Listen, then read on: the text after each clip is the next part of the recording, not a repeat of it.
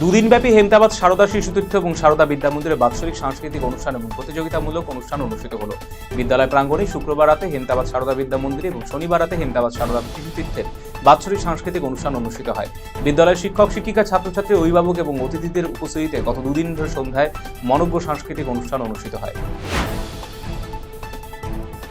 তালিকা প্রকাশের পরই সূত্রপাত নতুন বিতর্কের। ভোটার তালিকায় বিচারাধীন রাজ্যের মন্ত্রী গোলাম রব্বানীর নাম তালিকা প্রকাশের পরে এই ঘটনার সভাপতি ক্ষোভ উগরে দিয়েছেন মন্ত্রী। যেখানে মন্ত্রী, সাংসদ কিংবা বিধায়কেরা সকলেই ভিআইপি ক্যাটাগরিতে পড়েন, সেখানে কি করে তাদের নথিতে ভুল থাকতে পারে?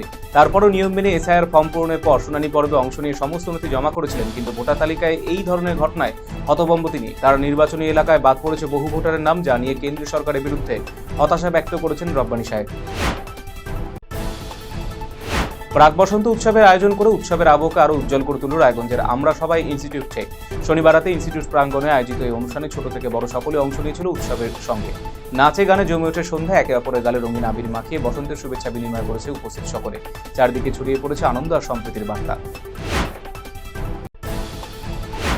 বিজেপি সংকল্প যাত্রা তৃণমূলে দুষ্কৃতীদের হামলার অভিযোগ, তা ধীরে ধীরে চাঞ্চল্য ছড়িয়ে পড়ে গোটা এলাকায়।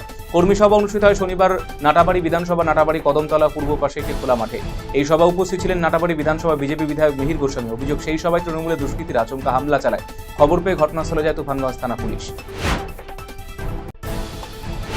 নিয়ন্ত্রণ হারিয়ে রাস্তার ধারে থাকা বিদ্যুতের খুঁটি সহ দোকান ভাঙল প্রাইভেট গাড়ি। শনিবার গভীর রাতে ঘটনাটি ঘটেছে উত্তর দিনাজপুর জেলা করণদিঘি থানার রসাখোয়া বাজার এলাকায়। ঘটনা আহত হয়েছে দুজন। গাড়িটিকে আটক করে পাশাপাশি ঘটনা তদন্ত শুরু করেছে করণদিঘি থানা পুলিশ। স্থানীয় সূত্রে জানা গিয়েছে, শোলপাড়ার দিক থেকে 4 চাকার গাড়ি দ্রুতগতিতে এসে নিয়ন্ত্রণ হারিয়ে রাস্তার ধারে থাকা বিদ্যুতের খুঁটি এবং পাশে থাকা একটি ফাস্টফুডের দোকানের ভেতর ঢুকে পড়ে। মুহূর্তের মধ্যেই গোটা এলাকার বিদ্যুৎ সংযোগ বিচ্ছিন্ন হয়ে পড়ে।